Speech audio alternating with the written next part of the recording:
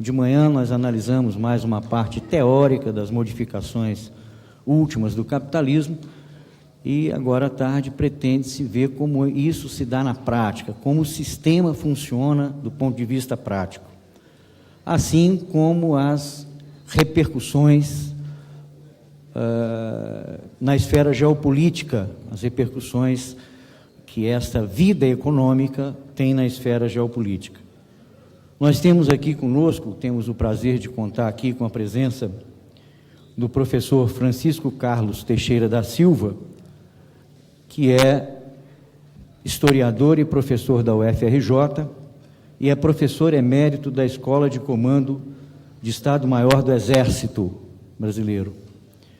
Temos aqui o Zé Reinaldo Carvalho, conhecido de todos, que é o secretário de Relações Internacionais do nosso partido. E aqui temos o Luiz Fernandes, que também é professor, cientista político, professor da Universidade Federal Fluminense, participou no Ministério das Ciências e Tecnologia, no primeiro governo Lula, e agora ocupa a presidência da FINEP, certo? Então, nós teremos aqui esses ilustres palestrantes para nos ajudar a tratar desse tema. Aqui, eu diria, vamos dizer assim, reafirmando o que foi falado por Renato Rabelo na abertura, né, que o que nos interessaria, claro, dentro da liberdade, da forma que melhor aprouver aos palestrantes, mas seria interessante que nós pudéssemos ver exatamente isso, como é que é o funcionamento, essa dinâmica do funcionamento do sistema, essas relações Estados Unidos, Ásia e China em particular, questões relativas à hegemonia financeira e monetária dos Estados Unidos, seus pontos fortes, seus pontos fracos, e quais as repercussões disso na esfera geopolítica. Nós poderíamos dizer que há o desenvolvimento de contradições que indicam mudanças nos equilíbrios estratégicos entre países e na correlação de forças até há pouco vigentes? Qual o significado das tendências como o declínio da potência estadunidense e da rápida ascensão da China socialista? Há o fortalecimento de polos a partir das potências médias da periferia? São questões da maior relevância que nós consideramos assim importantíssimas. Há uma nova situação na economia internacional, na relação centro-periferia, sobretudo a partir dessa relação entre Estados credores e Estados devedores. Mais concretamente, a última questão que gostaria de colocar aqui para os nossos palestrantes, né? Fatos tais como, além desses que eu falei, fatos como a consolidação de uma tendência progressista, libertária na América Latina, da derrota dos Estados Unidos no Iraque, do isolamento crescente dos Estados Unidos na arena internacional, que levam ao maior questionamento da hegemonia unipolar norte-americana e de sua ordem neoliberal, apontam para a transição a um mundo multipolar? Apontam? Há essa transição ou não? Então, são essas as questões que nos interessam aqui. Eu estou aqui simplesmente, vamos dizer, repetindo as questões que o camarada Renato colocou aqui na abertura, né? Especificando um pouco mais. Mas são essas as questões. A combinação nossa aqui é que nós começaríamos com o camarada Reinaldo, e depois o professor Teixeira, e por último o Luiz. Tá bom assim? Então, com a palavra o camarada Reinaldo.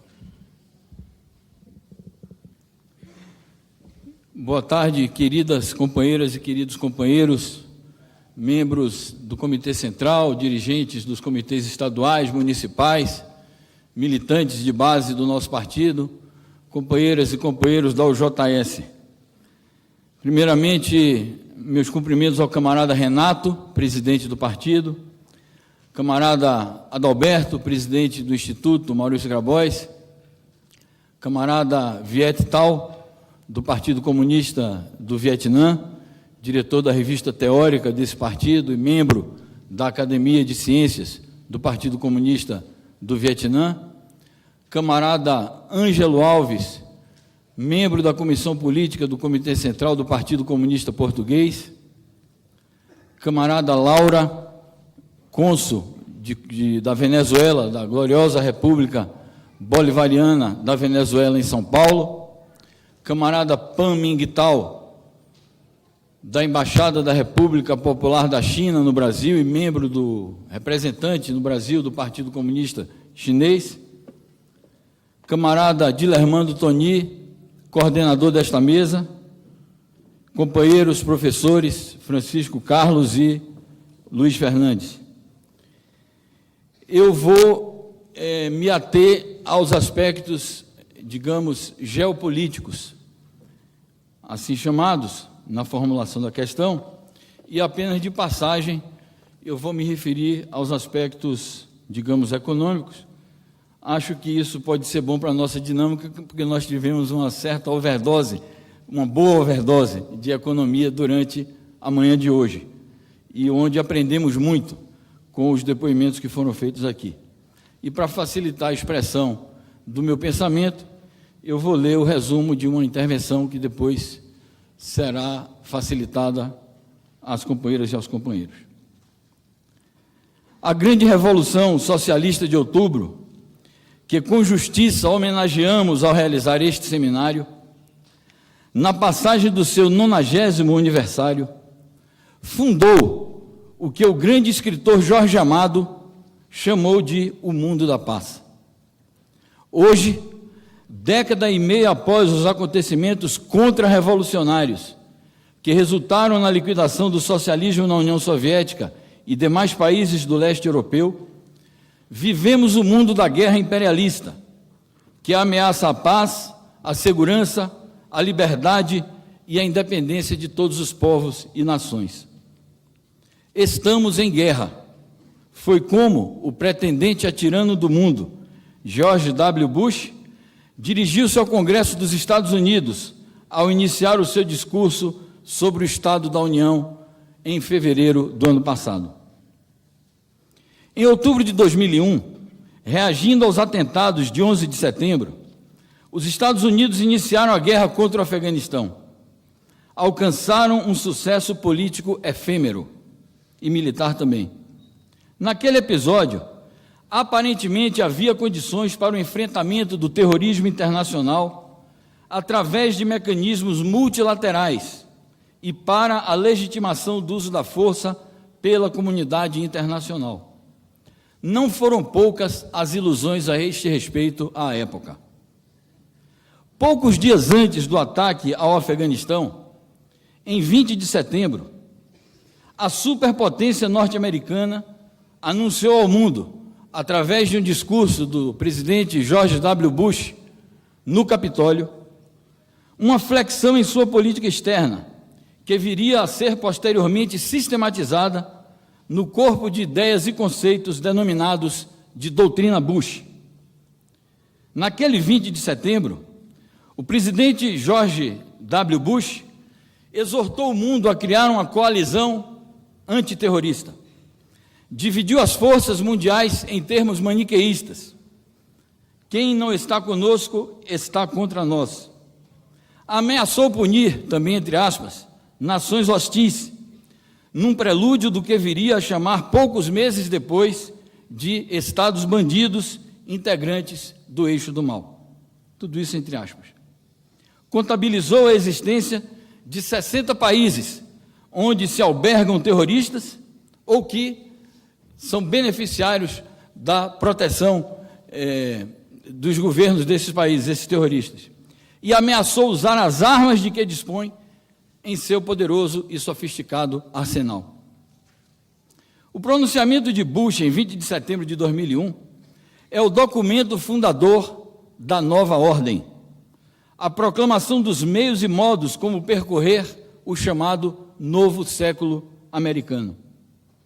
Marcou o início de uma fase de maior unilateralismo e securitarismo nas relações dos Estados Unidos da América com o resto do mundo e no exercício da hegemonia norte-americana.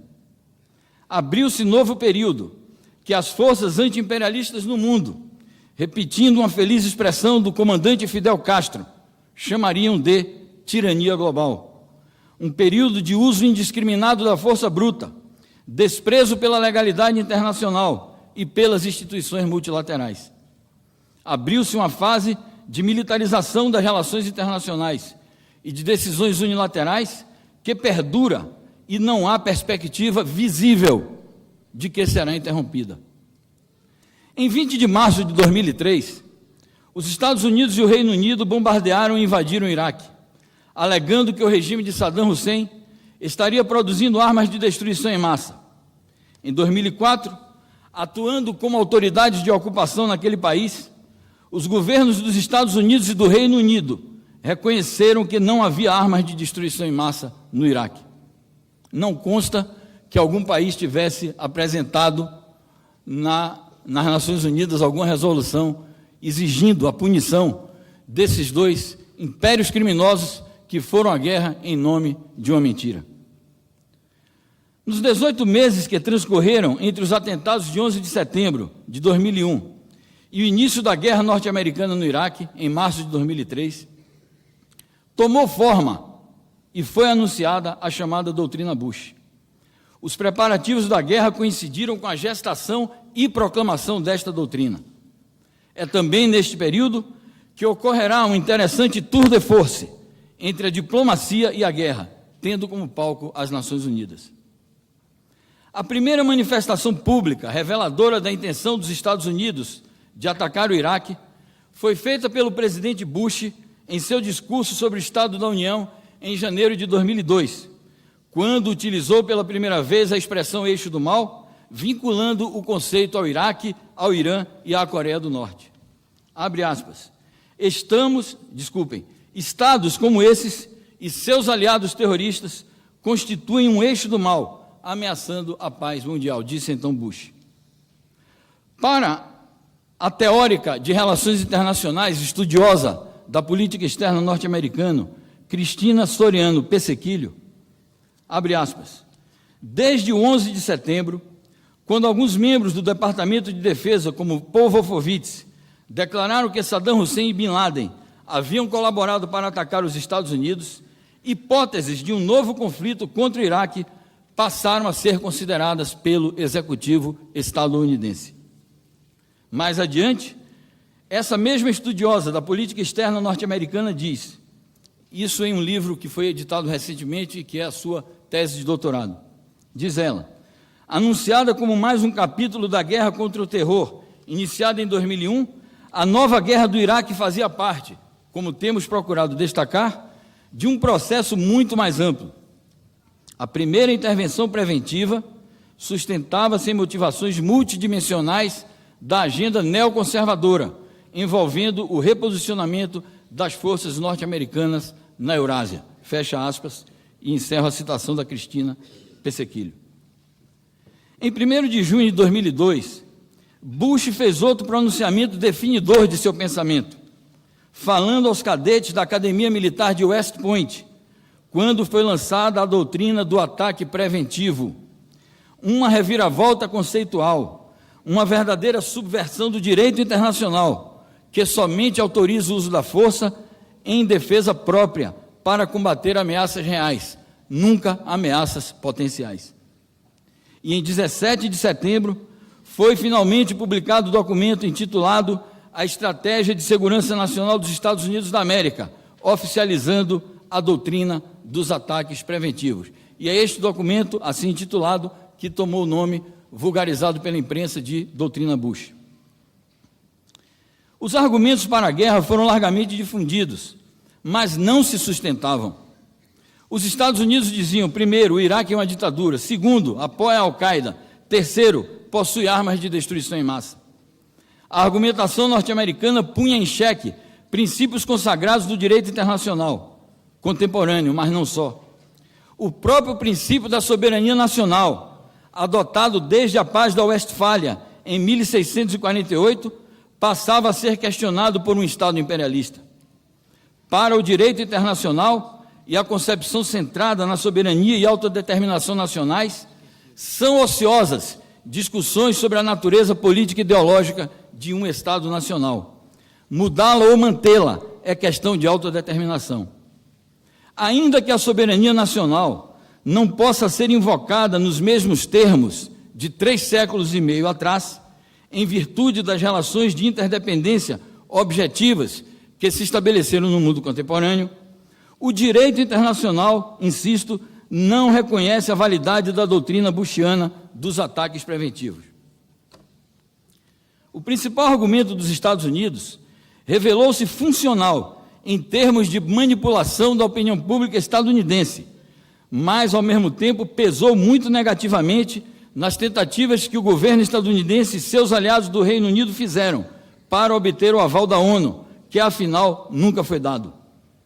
Afinal, a ONU, através de organismos credenciados, fez investigações exaustivas no Iraque, de 1991 a 1998, e de novembro de 2002 até março de 2003. Seus inspetores, através de declarações juramentadas do El Baradei e Hans Blix, jamais encontraram nada e declararam: o Iraque não tem capacidade de produzir armas de destruição em massa. Na verdade, a motivação para a guerra era outra. Tinha, como tem a ver, com a afirmação do caráter unilateral e securitário da política externa estadunidense. Tinha e tem a ver com petróleo e conquista de posições geopolíticas na luta que os Estados Unidos levam a efeito para exercer a hegemonia no mundo. Ao invadir o Iraque, os Estados Unidos atropelaram a ONU e romperam com as normas das instituições multilaterais. Ao fazê-lo, ameaçaram de liquidação os próprios fundamentos da Carta das Nações Unidas, uma vez que esta só autoriza o uso da força em caso de real necessidade de autodefesa. Efetivamente, a ONU não autorizou o uso da força contra o Iraque. Ao ignorá-la, os Estados Unidos abriram um grave precedente, expondo a ONU ao questionamento da sua própria utilidade. A ONU é o órgão supremo do direito internacional, cujos princípios fundamentais são o banimento da guerra, o reconhecimento da soberania nacional, da autodeterminação dos povos e dos direitos fundamentais do ser humano. Mas a ONU é também uma tribuna e uma arena de debate e luta política e diplomática, em que os Estados atuam no quadro de determinadas correlações de força. Por isso mesmo, desde que a ONU foi criada, não foram poucas as tentativas de instrumentalização das suas decisões por parte do imperialismo estadunidense. Em 5 de fevereiro de 2003, e esse é o máximo exemplo do desprezo dos Estados Unidos pelas instituições multilaterais, e a declaração que eu vou ler agora soa como uma espécie de epitáfio da ordem multilateral.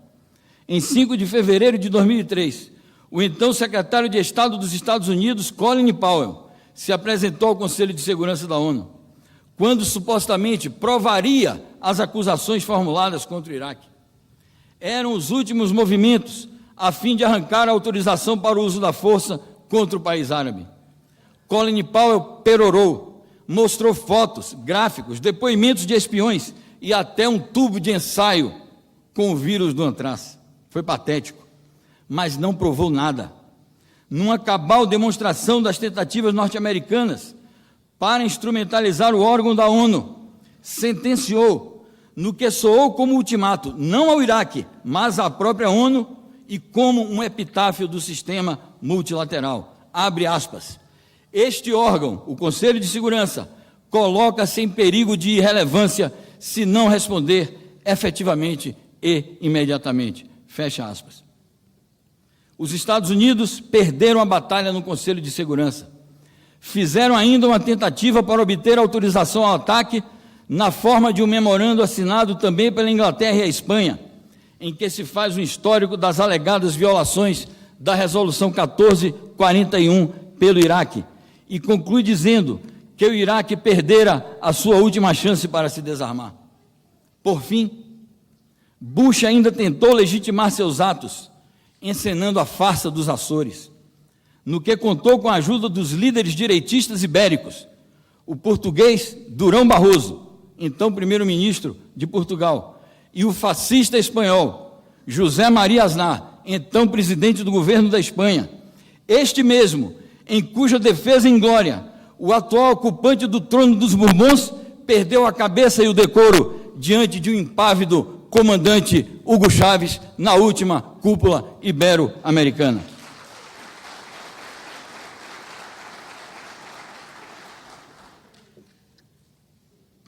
Os Estados Unidos perderam a batalha diplomática, mas mesmo assim foram à guerra, ignoraram a ordem internacional multilateral, que eles próprios, em algum momento no pós-guerra, ajudaram a construir. Por seu turno, e este é um fato preocupante também, a ONU não autorizou o uso da força, mas também foi incapaz de impedir a guerra, como não foi capaz de exigir posteriormente que os agressores retirassem suas tropas, hipótese que sequer foi aventada. A ocupação passou a ser considerada fato consumado. Ficou definitivamente claro que havia começado uma nova época, se não uma nova ordem, como prefigurava Bush pai 12 anos antes.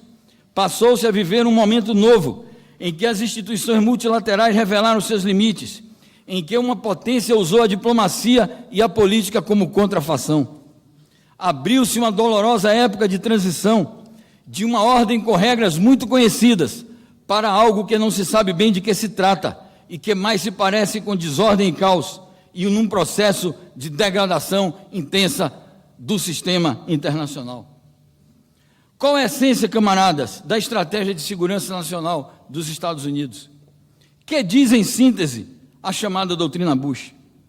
Primeiramente, no referido documento, o presidente norte-americano exibe a força de seu país, como que a lembrar ao mundo de que é uma potência chamada multidimensional.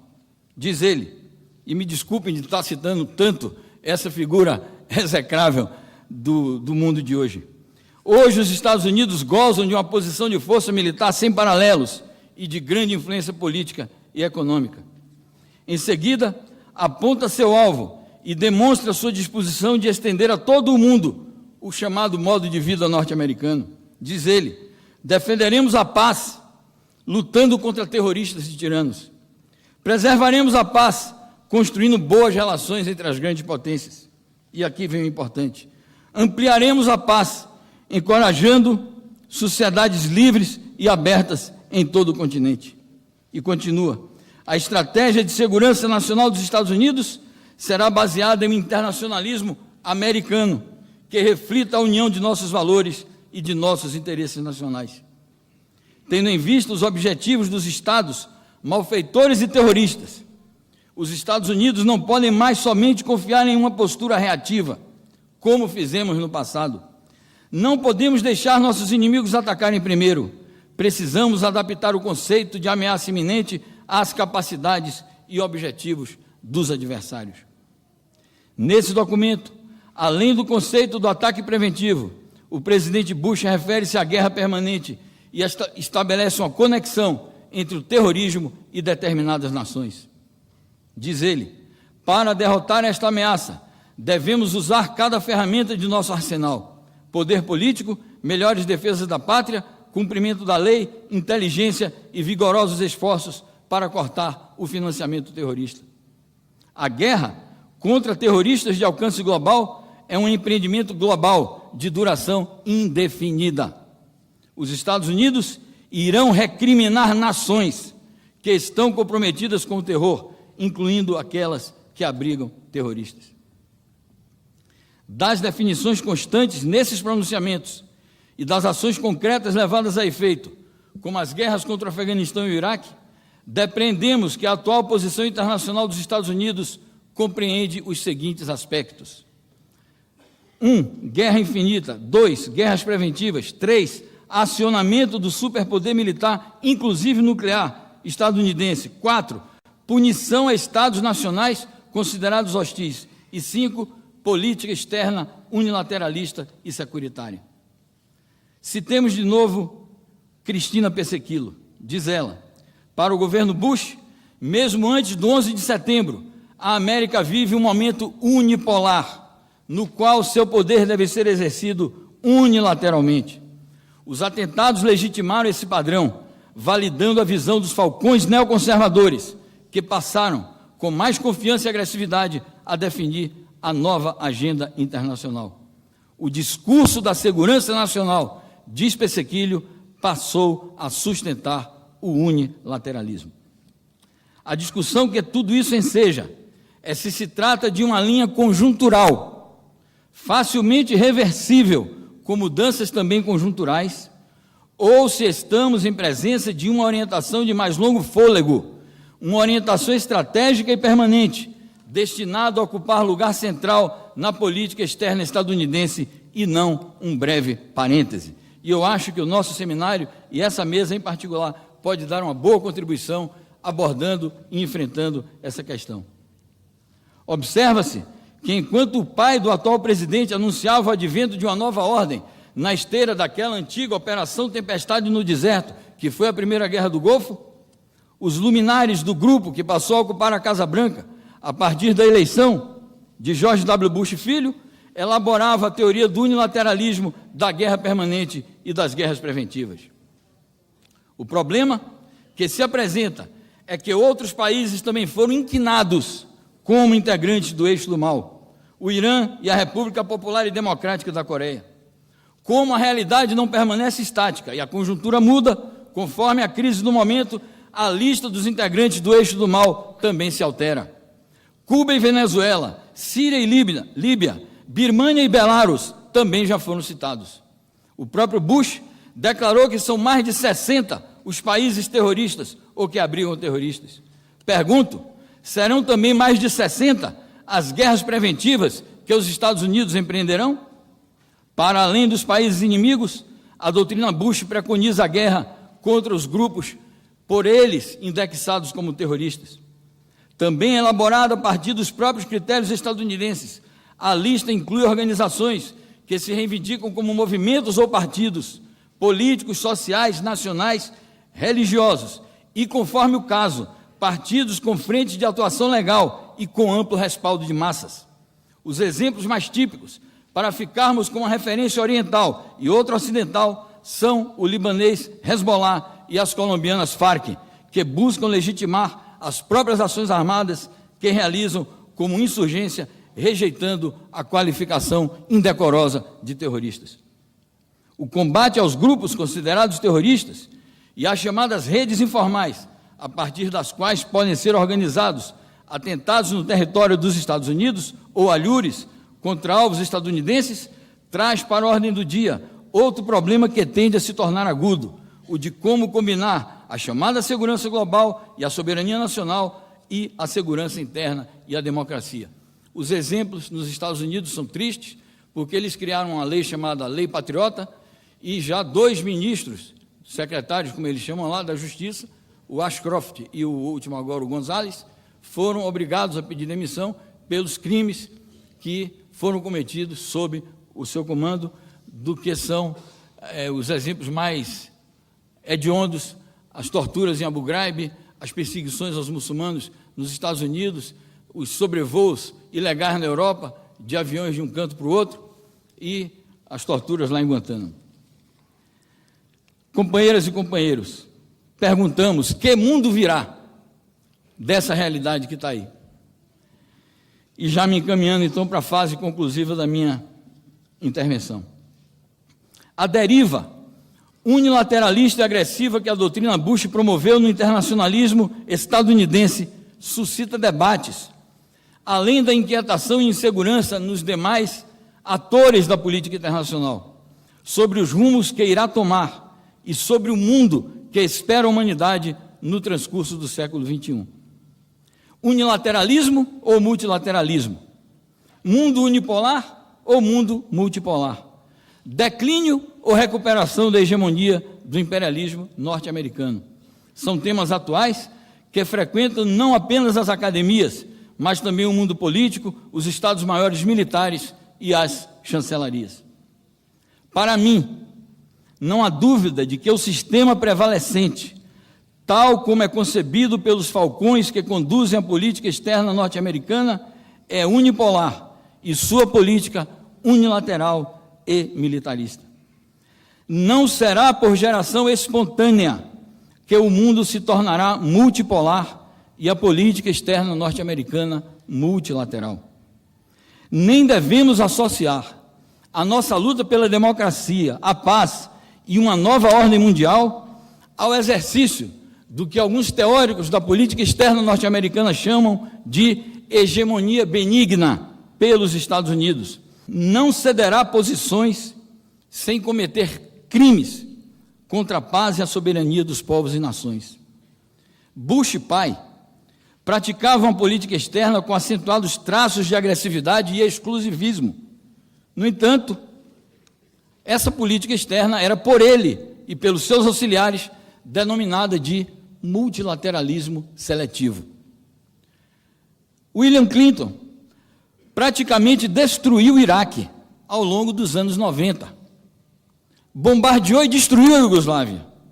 Fez aventuras militares no chifre da África. Tentou impor-nos a ALCA, aos povos e países da América Latina. Mas sua política externa era chamada por ele e sua secretária de Estado, Madeleine Albright, de multilateralismo assertivo. O fato é que o establishment norte-americano concebe o que se chama de governabilidade global e estabilidade internacional como uma estrutura hierárquica de potências imperialistas em que os Estados Unidos estão no vértice.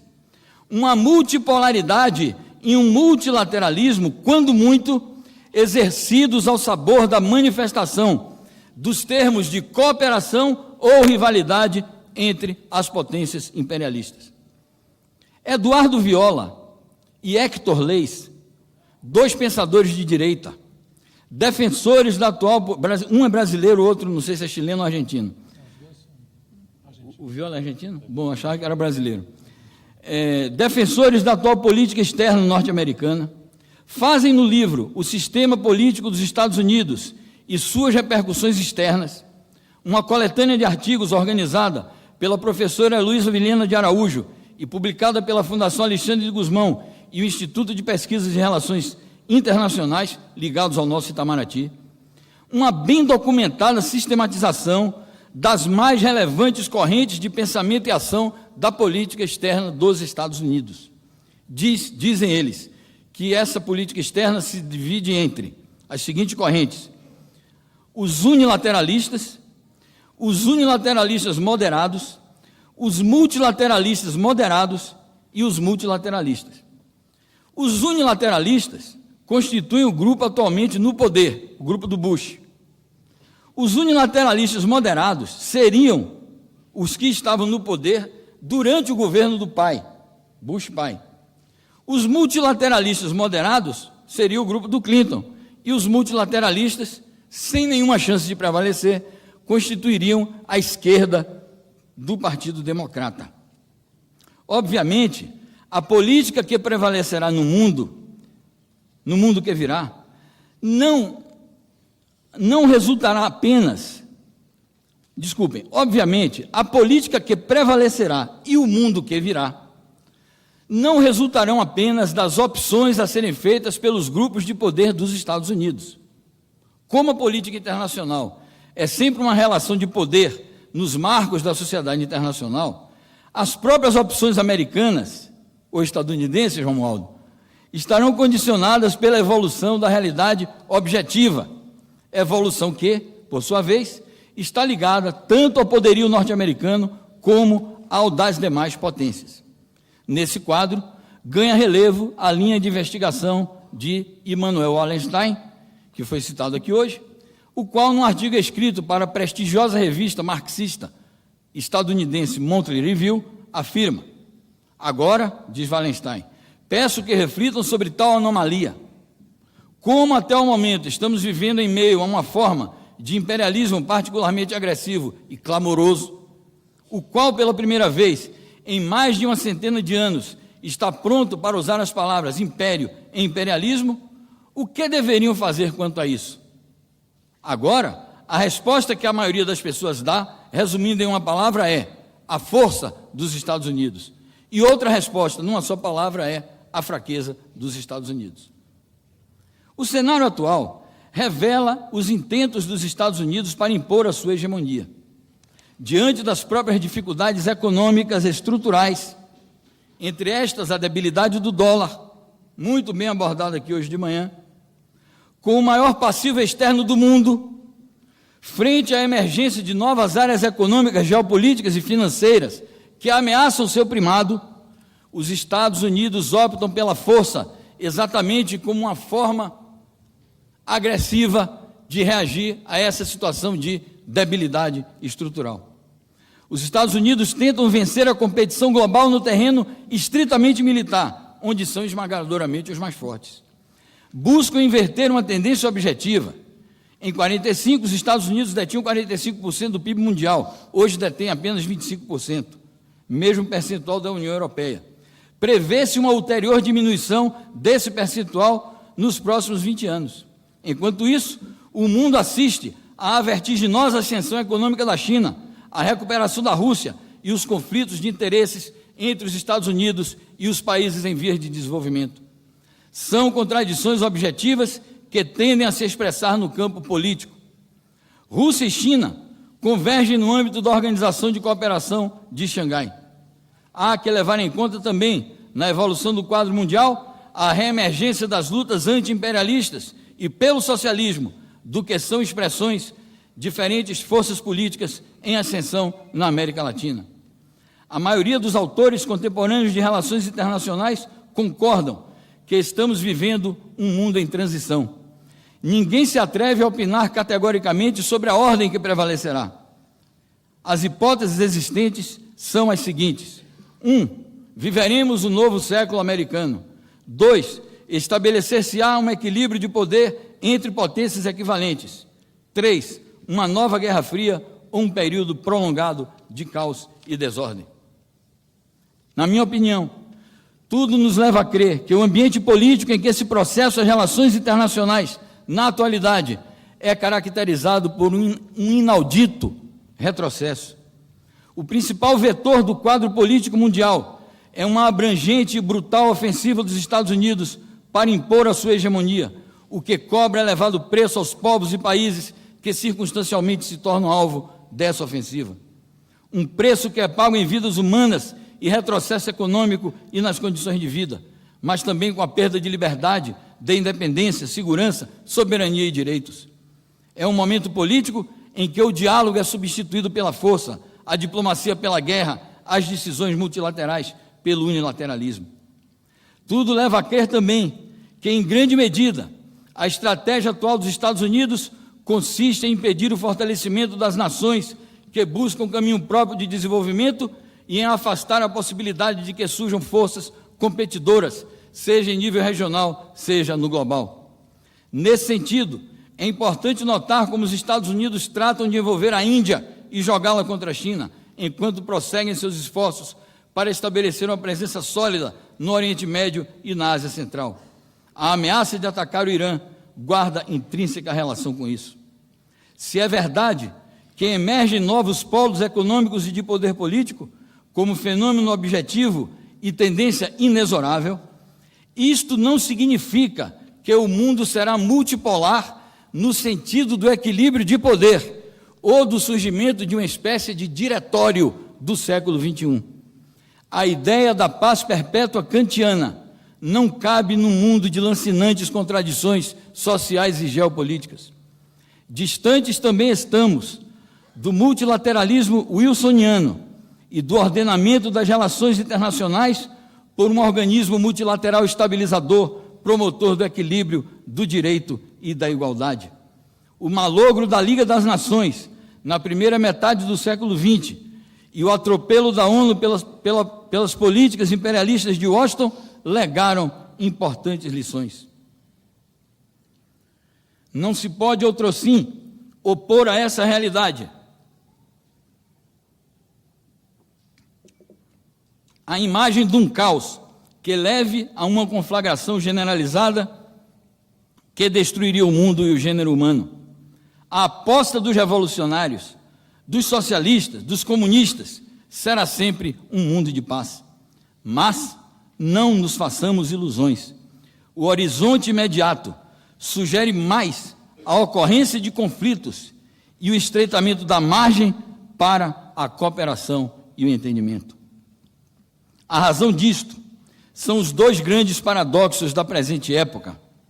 O primeiro deles é o que se expressa através de um sistema capitalista, que se expandiu adquirindo dimensões mundiais, atingiu o nível de globalização mercantil, produtiva e financeira, mas que, ao revelar-se incapaz de gerar prosperidade coletiva, antes, pelo contrário, revela também suas contradições, seus limites e a inexorável tendência à crise. O outro paradoxo da nossa época é a existência de uma superpotência multidimensional, os Estados Unidos, com poderio militar e nuclear superdimensionado, mas que é precisamente o epicentro dos desequilíbrios econômicos e estruturais sistêmicos do capitalismo atual e revela nítidos sinais de parasitismo e declínio expressos em seus déficits gêmeos, passivo externo e déficit fiscal, e também através da erosão do dólar como padrão monetário internacional. Faz falta uma interpretação dos novos fenômenos que tome em consideração a dialética entre desenvolvimento e crises, auge e declínio do capitalismo e do imperialismo. Não basta constatar os fenômenos novos, mas, para além disso, é necessário compreender o alcance e a virulência das crises financeiras e a relação intrínseca que guardam com a deterioração da chamada economia real. Tudo isso, a meu ver, explica a agressividade com que os Estados Unidos se comportam atualmente e é foco de gravíssimas tensões. A perspectiva de conflitos se torna nítida se observarmos o comportamento de outros grandes atores da cena internacional e a evolução dos acontecimentos. A China proclama seu engajamento pela paz, a coexistência pacífica, a cooperação internacional e o multilateralismo. Aposta no mundo multipolar, no que é apoiado pelos povos e governos progressistas, inclusive o nosso governo, pois precisa de um ambiente externo estável para atingir as suas metas de desenvolvimento. Mas, independentemente da sua sincera vontade, a vertiginosa emergência que experimenta, elevando seu status de potência econômica, além de militar e nuclear, assim como o aumento da sua influência política e diplomática, objetivamente coloca em perspectiva na posição de rival dos Estados Unidos, ou pelo menos é assim que será vista por estes. Quanto à Rússia, em franca recuperação do seu poderio nacional, também manifesta traços de rivalidade, expressando duras reações ao expansionismo estadunidense e ocidental vis-à-vis a Europa Oriental. O exame de outros fatos em curso e outras tendências que se delineiam também nos mostram elementos de conflitualidade no cenário político internacional. O segundo mandato de Bush tem como foco prioritário o chamado Plano de Reestruturação do Oriente Médio. Construir um Oriente Médio americano com regimes dóceis e a destruição dos inimigos dos Estados Unidos é o objetivo visado. Até agora, porém, a ocupação do Afeganistão e do Iraque, principalmente deste último, resulta em retumbante fracasso político e militar. No Líbano, onde, durante os bombardeios israelenses, em julho e agosto de 2006, a secretária de Estado dos Estados Unidos, a senhorita Condoleezza Rice, disse que estava ocorrendo, abre aspas, as dores do parto do novo Oriente Médio, ao contrário de uma estabilidade pró-americana, fortalecem-se os partidos inimigos dos Estados Unidos, como o Hezbollah. Na Palestina, a situação é cada vez mais complexa e a paz está mais distante, apesar de uma conferência que se anuncia como farsa, essa daí de Anápolis, para se realizar nas próximas semanas. A instabilidade das posições estadunidenses aumenta, atiçando sua agressividade, quando observamos o que ocorre na América Latina. Derrota da ALCA e emergência no poder de forças antiimperialistas e socialistas, com a possibilidade de surgimento no curto ou médio prazos, sob a liderança do presidente Hugo Chávez, de movimentos de contestação ao hegemonismo norte-americano na região. Tudo nos mostra que está a se desenvolver um novo cenário político internacional, com a acumulação de fatores de conflitos nacionais e sociais. Não é ainda uma situação que abale os alicerces do poder americano, mas, sem dúvida, é reveladora do surgimento de novas tendências históricas. Nesse quadro, é difícil, se não impossível, proceder a uma análise unívoca e chegar a conclusões definitivas quanto ao sentido em que evoluirá a situação internacional. Sendo uma transição, parece-me que se trata de uma transição conflitiva, na qual o governo global e compartilhado, fundador de uma ordem de paz e harmonia, é, no horizonte visível, mera especulação ou mesmo uma quimera. Encerro, camaradas. Para além das especulações, penso que o importante para as forças progressistas, mormente o Partido Comunista, o fundamental é atuar na cena política com estratégias e táticas sintonizadas com as exigências da época. As contradições geopolíticas não se desenvolvem à margem das lutas anti-imperialistas e das lutas sociais em cada país e região. Umas incidem sobre as outras e se entrelaçam. Conscientes da necessidade de acumular forças revolucionariamente num processo de longo prazo, compreendemos a necessidade de entrelaçar as lutas entre o capitalismo e o socialismo, entre os trabalhadores e a burguesia, entre os povos e nações, contra o imperialismo e as próprias contradições interimperialistas.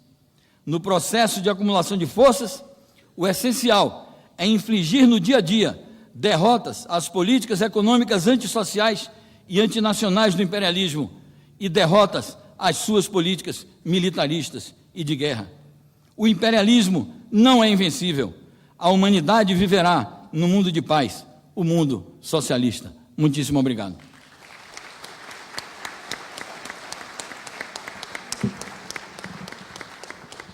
Obrigado, Reinaldo. Nós passamos imediatamente ao professor Teixeira.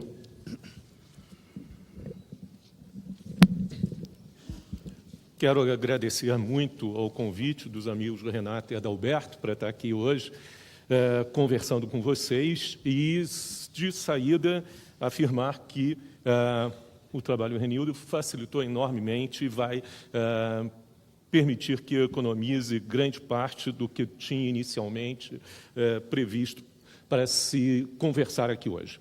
Em primeiro lugar, a questão central é tentar caracterizar e descrever a natureza da nova ordem mundial, começando até mesmo pelo momento em que se pode falar de uma nova ordem mundial. Como foi colocado aqui, coube ao presidente Bush, pai, em 1990-91, anunciar essa nova ordem mundial. Não 2001, não é o 11 de setembro que marca uma nova ordem mundial, mas exatamente 1991, um ano cheio de história, um desses anos portadores de futuro, como normalmente nós falamos. Ali, a crise final do socialismo soviético, o desmantelamento da União Soviética, a própria guerra do Golfo, a primeira guerra contra o Iraque, e, em consequência direta dessa guerra contra o Iraque, quando os Estados Unidos vão emassar cerca de 500 mil homens na região, incluindo aí a construção de imensas bases militares na Arábia Saudita, uma mudança de rumo fundamental que é feita pelo islamismo militante, principalmente aquele que os Estados Unidos, com a Inglaterra, Paquistão, Arábia Saudita e Jordânia tinham ajudado a construir no Afeganistão na luta contra a União Soviética, os grupos chamados mujahidins, entre eles a Al-Qaeda, que se tomam por escândalo exatamente pela presença maciça dessas bases americanas e o que representam os barracks americanos na Terra Santa da Arábia Saudita. Então, esse ano de 1991, ele é um ano que acumula fatores extremamente importantes de rompimento com a ordem mundial anterior. Não se pode mais falar em Guerra Fria, nem em bipolaridade, quando uma das partes, um dos polos dessa bipolaridade se retira do campo num sistema de debacle extremamente intenso, que vai reduzir numa rapidez imensa, por exemplo, só para os senhores terem uma ideia, a quase metade o PIB da antiga União Soviética. Nesse sentido, nós podemos, a partir daí, falar numa nova ordem mundial. Nesse sentido, o governo Bush pai né, embora sendo republicano, ele tem muita complementaridade com os 2 mandatos de Clinton, que é um democrata. Existe mais continuidade entre Bush pai, Clinton, do que entre Bush pai e Bush filho. Na verdade, o rompimento é bem maior nesse sentido. Nós poderíamos dizer que entre 1991 e 2001, nesses 10 anos que representam o último momento Bush e a administração Clinton ou Al Gore, que nós teríamos um modelo de ordem mundial. E depois de 2001, acelerado, mas ele marcou isso bem aqui, não criado a partir do atentado, já vinha sendo montado pelos grupos chamados neoconservadores americanos, né, um segundo modelo de ordem mundial. Nesse primeiro modelo, né, claramente havia uma estrutura de direito internacional, de agir internacional, sobre o qual os Estados Unidos exerciam seus interesses mais plenamente. Nós estamos nos referindo a bases de direito que vão desde o Tribunal Penal Internacional até o Protocolo de Quioto e instituições de agir direto que passam por um FMI, por um Banco Mundial reorganizados, até a OMC e a ONU, naturalmente, o Conselho de Segurança. Esses blocos que estariam presentes em Bush pai e em Clinton ou Al Gore como elementos fundamentais de caracterização da ordem mundial, são abandonados nesse segundo momento, com Bush filho, passando para uma ação, como foi caracterizada, muito mais agressiva e muito mais unilateral, né? Evidentemente, não há uma mudança fundamental de objetivos, nem há uma mudança radical, né, de interesses dos Estados Unidos aí. O que existe muito claramente é uma mudança de métodos pelos quais se perseguem os interesses americanos nesse sentido. O interesse central é que, depois dos longos anos de Guerra Fria, 1947, 1991, que custaram esforços, custaram caro para os Estados Unidos se manter nessa posição, ficou muito claro para a elite dirigente americana, né, que o objetivo maior era a ideia de no second place. Não haveria mais um segundo lugar. Quando os Estados Unidos olhassem para trás, o próximo seria o 4º ou 5º lugar. O segundo e o terceiro, com certeza, estariam vazios e os Estados Unidos teriam condições de manter-se na ponta e na hegemonia desse procedimento. Nesse sentido, essa nova ordem mundial, ela testa modelos diferenciados de gestão desses interesses americanos, primeiro com Bush, Clinton, Al Gore, e depois com Bush e seus neoconservadores. A existência de um governo Al Gore, né, teria consolidado largamente o primeiro modelo, inclusive com as características centrais desse primeiro modelo praticado, que seriam investimentos maciços, por exemplo, em energia alternativa. Coube a Al Gore a formulação do plano que Clinton tornou em lei, de criação do Parque Nacional do Ártico Americano, no Alasca, sobre imensas jazidas de petróleo, que naquele momento o horizonte de exploração das empresas americanas em território americano estava abaixo de 20 anos, o que é economicamente insuportável para esse tipo de empresas, e investimentos maciços, um grande superávit acumulado pelo governo Clinton, que seriam feitos em parte no Medicare, para consolidar o perfil do Partido Democrata e maciçamente em formas alternativas de energia. O segundo modelo, implantado por Bush, vai transformar esse superávit em déficit, um déficit proporcional exatamente ao tamanho dele, e vai trazer também uma novidade relativamente importante nesse cenário americano, que é a junção de 2 lobbies de poder que, historicamente, não caminham caminhavam juntos, mesmo que nós não tenhamos simpatias por eles, mas não podemos deixar que nossos sentimentos façam confusão aí. Um era o lobby da indústria armamentista, do complexo militar industrial americano, que foi duramente atingido por políticas de desmobilização de Clinton, que diminuiu os custos militares do aparelho americano largamente, e o outro, o lobby do petróleo. Malgrado toda a má fama que o lobby petroleiro tem, é um lobby que é acostumado a fazer governos e desfazer governos. O exemplo talvez mais clássico seja Mossadegh, no Irã, nos anos 50. Ele é um lobby muito mais pacifista do que, evidentemente, o lobby armamentista, mas profundamente impactado pelas políticas de formulação alternativa de energia e do perfil que teria um governo Al Gore. Ele prefere essa união. A indústria petrolífera, ela é um alvo muito fácil em guerras, em terrorismo, etc. E os investimentos, normalmente em períodos de guerra, no segundo, no terceiro carro, na mudança de carro, no transporte, no preço do petróleo, acabam sendo negativos a períodos de guerra prolongados nesse sentido. Mas Bush conseguiu uma química nova e fundamental ao unir os dois lobbies e caracterizar, por isso sim, de extrema agressividade, extremo conservadorismo os seus dois mandatos.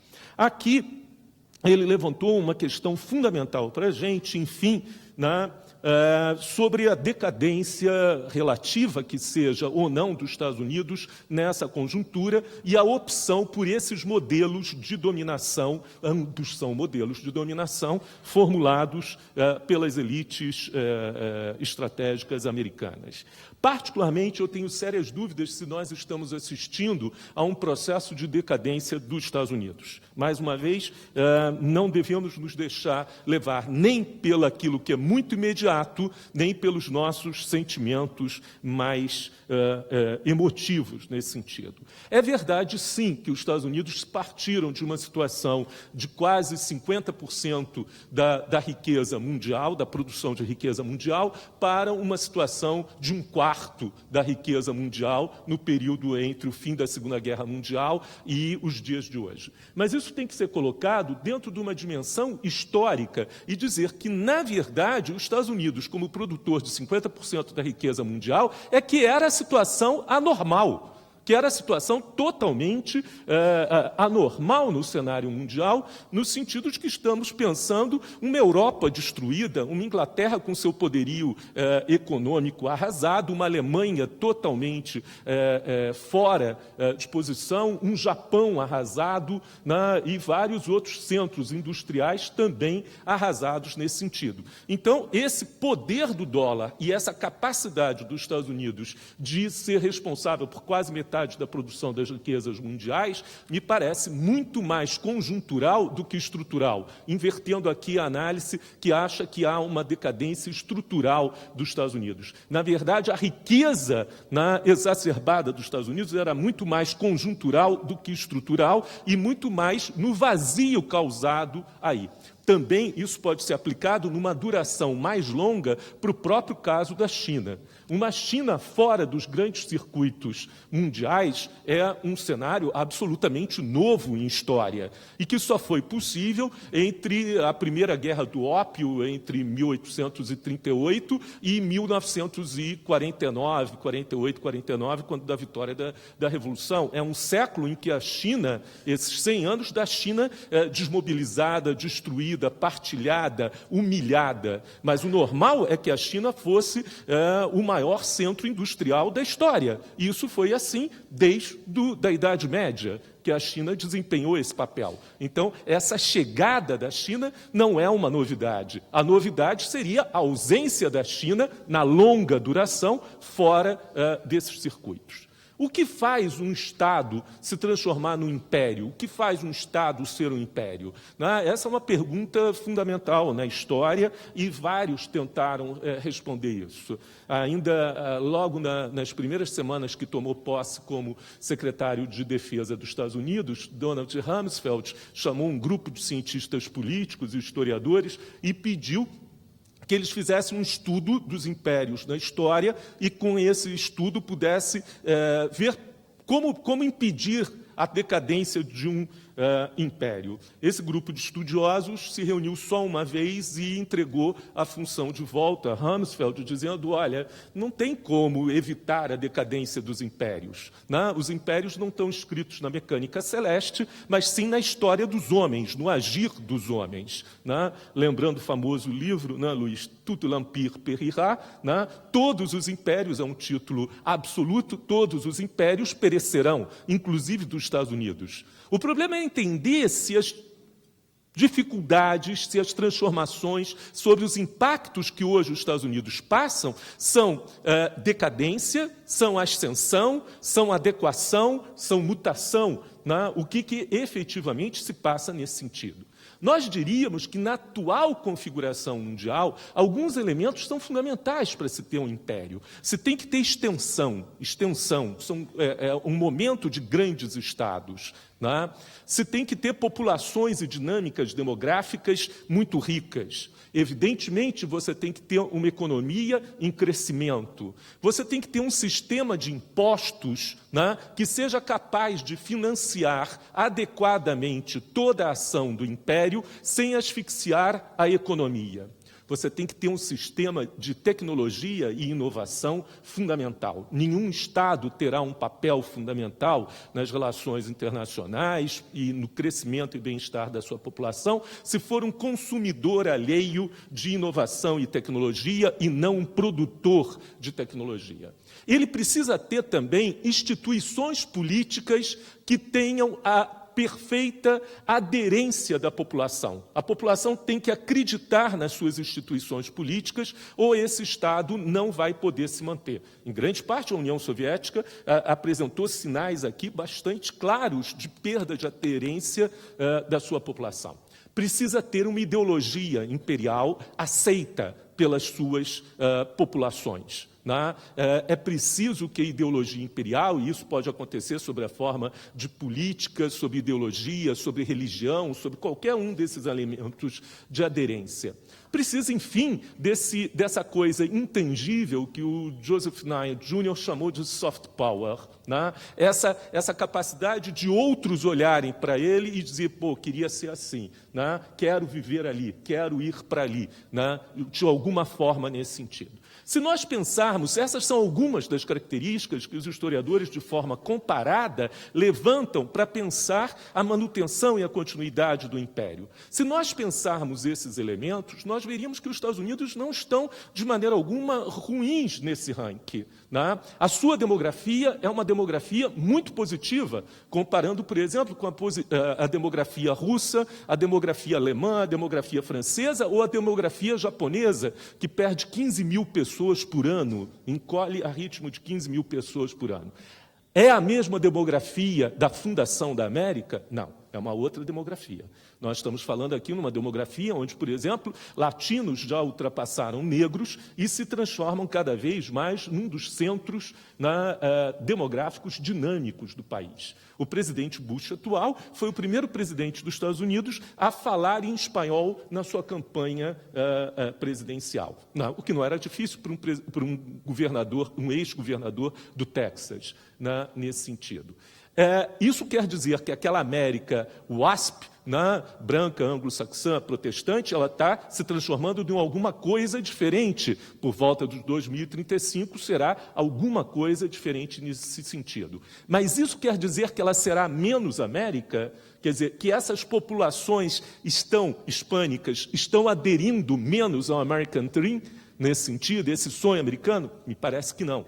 Me parece que há ainda uma aderência e até um certo culto, um desses políticos citados aqui, o González, um hispânico, e uma das figuras mais aderentes possíveis à ideia de um poder americano no século XXI se mantém nesse sentido. Mesmo alguns traços que são marcantes, por exemplo, o famoso déficit gêmeo dos Estados Unidos, extremamente elevado, ainda cabe muito para ser analisado. Não existia esse déficit no governo Clinton, na verdade existia no governo Bush, pai, ele foi revertido pela administração Clinton e foi recriado na administração Bush em cima de duas medidas fundamentais: corte dos impostos devidos pelos mais ricos e gastos militares.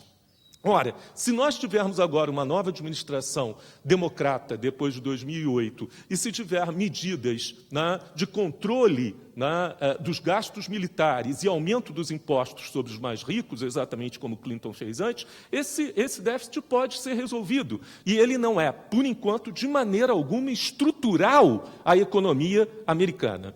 Mesmo alguns setores que falam numa certa desindustrialização dos Estados Unidos, com a expulsão de empresas de tipo fordista para fora das suas fronteiras, e isso está correto, isso tem acontecido, tem ido para a periferia, desde as ilhas Seychelles, a Bangladesh, a Indonésia, etc., mas os Estados Unidos têm se mantido como campeões da inovação tecnológica e da tecnologia, que paga royalties e serviços centrais ainda na economia americana. Nesse sentido, na verdade, o que ele faz é expulsar indústrias poluentes que usam abundantemente mão de obra e que consomem grande quantidade de energia e matéria-prima e conseguem manter as patentes e os direitos de inovação que mantêm essas próprias indústrias. Na verdade, os outros trabalham e eles recebem aí. Nesse sentido, a economia de serviços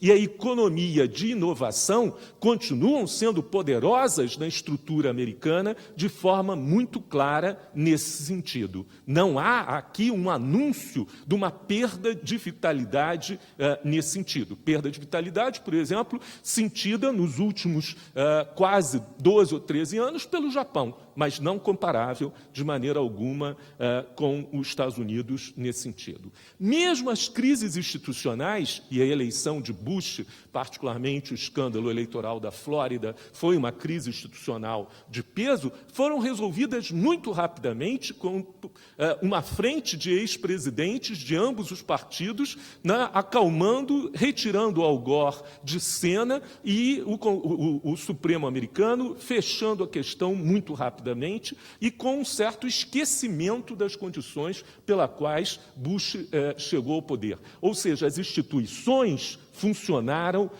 no sentido de criar anteparos para o que poderia ter sido uma profunda crise nesse sentido. Então, tenho sérias dúvidas nessas breves observações se estamos claramente apontando para uma crise dos Estados Unidos ou se estamos pensando, na verdade, numa readequação dos Estados Unidos num novo mundo. E aí, sem dúvida nenhuma, o problema do dólar reaparece com muita clareza, mas nós podemos pensar também o outro lado da questão, o encarecimento das demais moedas, da moeda japonesa, do euro, inclusive do próprio real, criam mais problemas para a economia dos países onde essa moeda encarece do que exatamente para os Estados Unidos nesse contexto. Muito possivelmente, o que teríamos que pensar é que aquele quadro, por demais centrado nos Estados Unidos, por demais considerado ligado às condições estruturais dos Estados Unidos, vai ser adequado a novas condições que estão marcadas pela emergência de centros alternativos, competitivos e concorrentes de poder econômico e, possivelmente, de poder político e militar. Há a ilusão de que isso poderia acontecer na Europa, principalmente da Europa unificada, é cada vez menor. Evidentemente, do ponto de vista demográfico e de força econômica, a Europa, no seu contexto, eu estou me referindo à União Europeia, ela é verdadeiramente uma alternativa aos Estados Unidos. Mas se vê e a ampliação da Europa tem acentuado isso, quanto mais ela se amplia, mais ela perde consistência política, mais ela perde capacidade de formulação política, uma justificativa da velha fórmula da Europa como gigante econômico e anão político e militar nesse sentido. Não estamos vendo de maneira alguma nenhuma alternativa europeia, nem mesmo em termos de mediação nesse sentido. Em contraparte, nós podemos, e aí a alusão mais clara é aquilo que ficou sendo chamado de doutrina Primakov, vinda de Evgeny Primakov, né, um quadro tradicional das relações internacionais russas, chegou ao ministério no final do período de Boris Yeltsin, e hoje é conselheiro de Vladimir Putin, né, no qual se pensa uma nova constelação.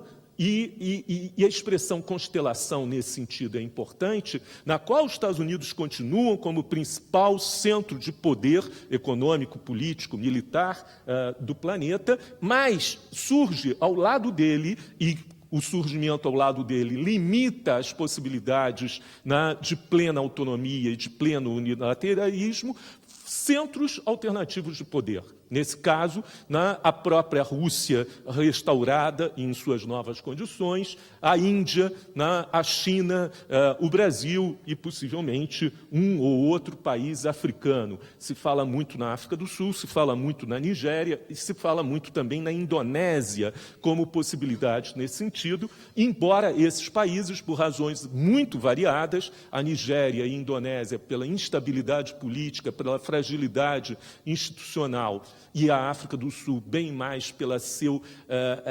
enraizamento quase que umbilical com a economia britânica e americana, a capacidade de agir autônomo seja muito menor do que Rússia, China, Índia e Brasil nesse sentido. Os Estados Unidos perceberam isso com muita clareza. Ele já mostrou para a gente aqui como os Estados Unidos lançaram várias pontes em direção à Índia, puxando a Índia, tentando trazer a Índia para quebrar uma constelação de potências médias emergentes que contrabalançariam o unilateralismo americano. Seja ele um unilateralismo escancarado e agressivo, seja ele a defesa dos interesses americanos de forma mais mediada sobre outros governantes. Essas mesmas pontes foram lançadas em relação ao Brasil.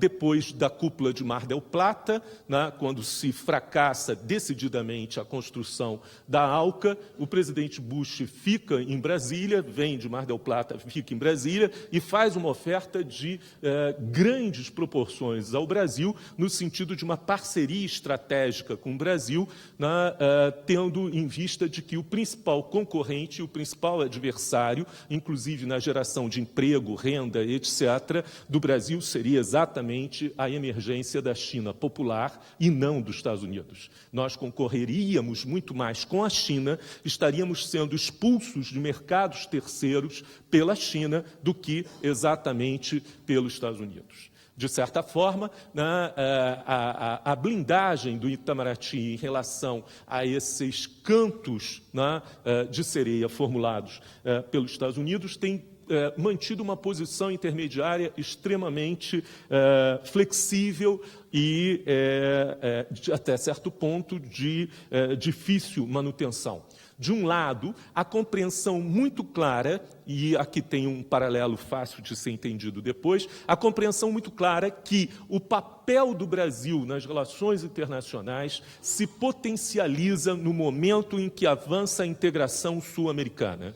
Quanto mais avança a integração sul-americana, mais o Brasil potencializa o seu papel nas relações internacionais. Nesse sentido, o Mercosul é uma política de Estado estratégica e a ampliação do Mercosul em direção a uma comunidade sul-americana, inclusive com a incorporação da Venezuela e da Bolívia nesse processo, muito possivelmente do Peru e do Equador, seriam fundamentais para a estabilidade sul-americana e para a autonomia sul-americana. Nesse sentido, a capacidade de negociação do Brasil aumentaria largamente. Veja bem, O projeto de integração sul-americano não é um projeto, de maneira alguma, voltado para finalidades econômicas, nem para nenhum subimperialismo brasileiro ou coisa parecida. Mas é um projeto muito claro nesse sentido de potencializar uma região inteira, continental, como voz nesse novo jogo, nessa nova constelação de relações internacionais.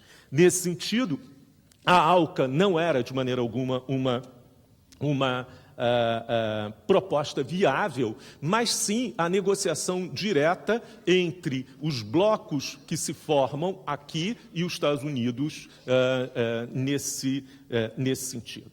É importante também notar que, muitas vezes, do plano interno brasileiro, esse processo não é compreendido. E a capacidade, de se falar besteira, de se falar abobrinha, de se criar clima absolutamente negativo sobre o processo de integração sul-americano é extremamente grande. O processo de integração sul-americano, repito, é um projeto político e tem o seu centro nos interesses de remodelar a ordem mundial de uma forma mais equilibrada e mais justa. Nesse sentido, muitas vezes, vai ser necessário que o Brasil tenha perdas econômicas momentâneas ou perdas setoriais, e não é possível que isso aconteça sem tais perdas, como, por exemplo, a Alemanha tem várias perdas nos processos de integração europeia nesse sentido. Então, é preciso que isso fique muito claro.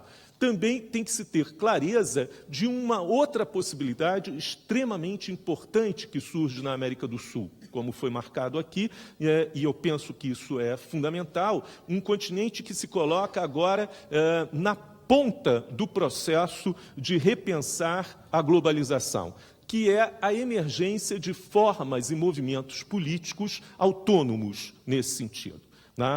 Tanto na Bolívia como na Venezuela, hoje, os processos que se desenrolam aí são processos muito mais amplos e muito mais englobadores de grupos sociais do que se pensava até pouco tempo atrás. Nesse sentido, a ideia de movimentos sociais pertencentes a um grupo ou uma classe social não compõe mais o perfil clássico desses movimentos na América do Sul. Na Venezuela é muito clara um dos muitos slogans propagandeados em que se fala "a hora é de todos".